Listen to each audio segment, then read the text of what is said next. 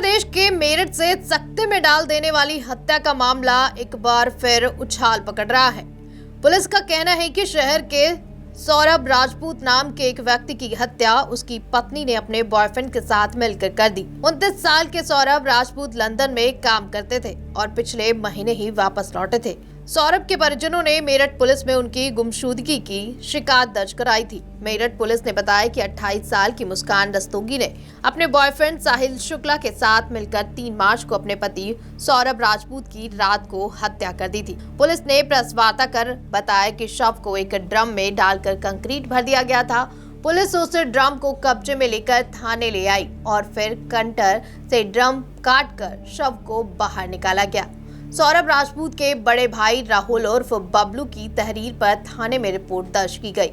दोनों अभियुक्तों को मंगलवार को ही हिरासत में ले लिया गया था। एएसपी मेरठ आयुष विक्रम सिंह ने बुधवार को इस हत्याकांड के बारे में मीडिया को बताया। सौरभ राजपूत को 4 मार्च से देखा नहीं गया था। शक के आधार पर पत्नी मुस्कान और उनके प्रेमी साहिल शुक्ला को पूछताछ के लिए बुलाया गया था। पूछताछ में पता चला कि साहिल ने मुस्कान के साथ मिलकर सौरभ की हत्या कर दी थी। हत्या के बाद शव का सिर दोनों हाथों की हथेलियां काट कर एक ड्रम में डालकर उसे सीमेंट और रेत के घोल से भर दिया गया था। इसके बाद दोनों अभियुक्त घूमने के लिए शिमला, मनाली और कसौली चले गए। मेरठ के ब्रह्मपुरी इलाके के रहने वाले सौरभ राजपूत ने साल 2016 में घर से थोड़ी दूर ही रहने वाली मुस्कान रस्तोगी के साथ प्रेम विवाह किया था। दोनों की शादी परिवार के विरोध के बावजूद हुई थी। साल 2019 में मुस्कान ने एक बेटी को जन्म दिया।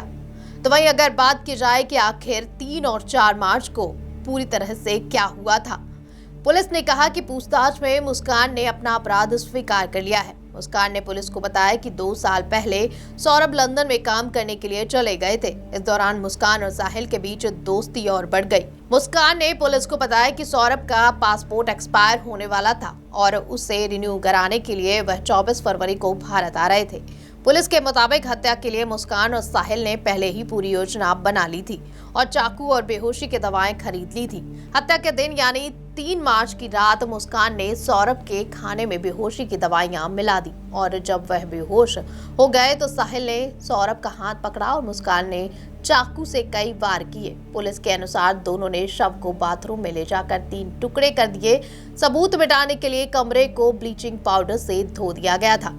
4 मार्च को मुस्कान ने बाजार से ड्रम और सीमेंट खरीदा और फिर सारे अंगों को उसमें सीमेंट के साथ भर दिया गया। आखिर ये अगर बात की जाए कि ये राज कैसे खुला है, तो पुलिस के अनुसार शव छिपाने के बाद मुस्कान ने अपनी बेटी को मां के पास छोड़ा और वो साहिल के साथ घूमने चली गई। पुलिस का कहना है कि शादी के बाद से ही सौरभ को उसके परिजनों ने बेदखल कर दिया था और उससे बहुत संपर्क नहीं रखा था, इसलिए यह बात कई दिनों तक पता नहीं चल सकी। 17 मार्च को जब मुस्कान लौटी तो उसकी 6 वर्षीय बेटी ने पिता सौरभ के बारे में पूछा। इस पर मुस्कान भावुक हो गई। वह अपने मायके पहुंची और सौरभ की हत्या का इल्जाम अपने ससुराल पक्ष पर लगाने लगी। हालांकि मुस्कान के परिजनों को भरोसा नहीं हुआ तो वे खुद थाने ले गए। पूछताछ में मुस्कान ने अपना अपराध स्वीकार कर लिया, जिसके बाद ड्रम बरामद किया गया है। फिलहाल इस जानकारी में इतना ही। ऐसी तमाम अपडेट के लिए देखते रहिए टीआरपी न्यूज।